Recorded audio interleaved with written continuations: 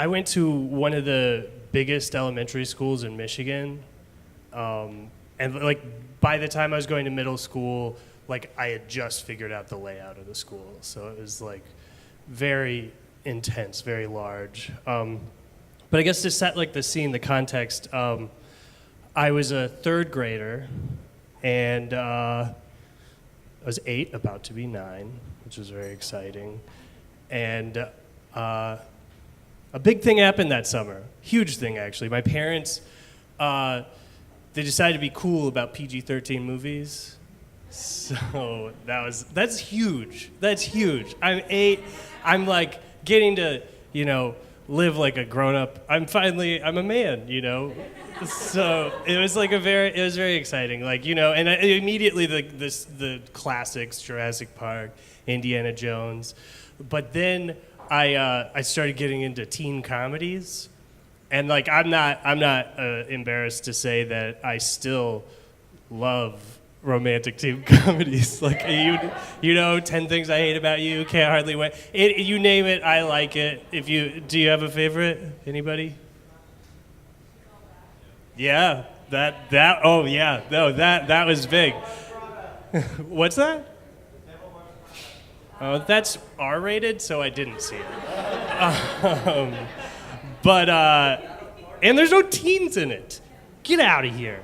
But I was really, like, I loved living as, like, an older person, like, while watching them. Like, especially they all had giant party scenes, right? They had these giant party scenes where the whole school shows up, and, the nerd finally gets accepted by the school, and, the girl finally realizes she doesn't like the bad guy, she likes the nice guy at 16, and that's how she's going to live her life. That's realistic. And, and the douche, like, gets publicly embarrassed at the party, and then, that expedites his, disgusting behavior for the rest of his adult life. Awesome stuff. But I was like, I couldn't get that idea out of my head.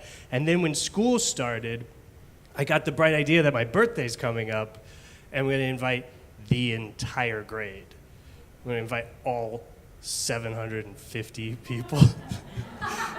And so I go to the computer lab. I'm just on a mission, And I go to the computer lab, and I print out 800 invitations.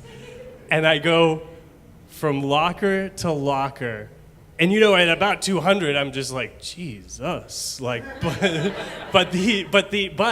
just the excitement of this party, like, it motivates me. You get it in your head and you do it as a kid. And then I had like 50 left over, so then I just placed them about, because I had seen that, like where they throw them down a stairwell, and it's like, everybody's gonna come. So I was like, I'm doing it, and I was like, felt so accomplished, right? Like I had done the hard work of a party, invite people. Because that's all you see in the movie. You hardly even see somebody put a bowl of chips out in one of those movies. Like, it just shows up because the people did. And so I was like, it's flying high. And I'm at dinner, and I'm just thinking about it. So keep in mind, my birthday party's supposed to be at my house.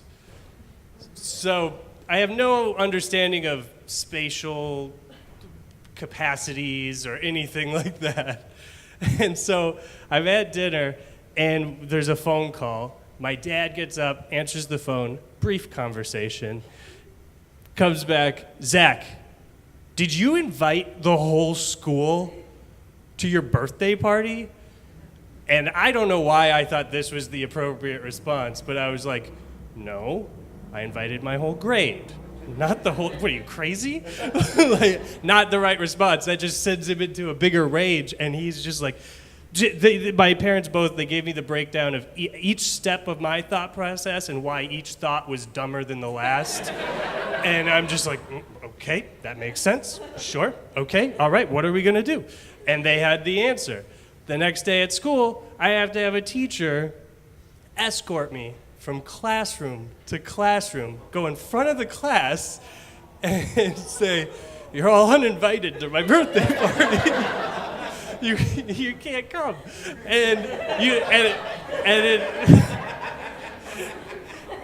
inevitably, someone had the same joke in every single classroom of some variation of, we weren't going to go, or who are you? Like, so I was just like, okay. And then on top of all of that, there's 2 announcements that go over the intercom in the morning and in the afternoon. All of you who have been invited to Zachary Foster's birthday party, it's not happening. I repeat, there is no birthday party. He's not having a birthday party. Don't go. And so, the cherry on top was I had to spend my 9th birthday party still going to the door for the few people that either weren't listening, weren't there, or fucking with me. Like, to be like, no, my birthday's canceled. So, go home. So, that's the pitfalls of embarrassing childhood,